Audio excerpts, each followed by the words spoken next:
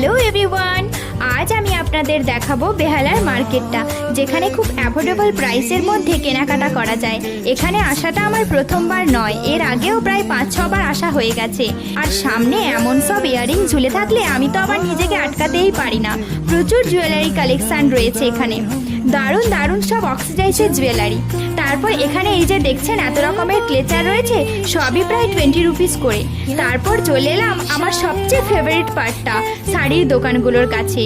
এত শাড়ি আর প্রায় সবই অ্যাফোর্ডেবল প্রাইসের মধ্যে পেয়ে যাবেন।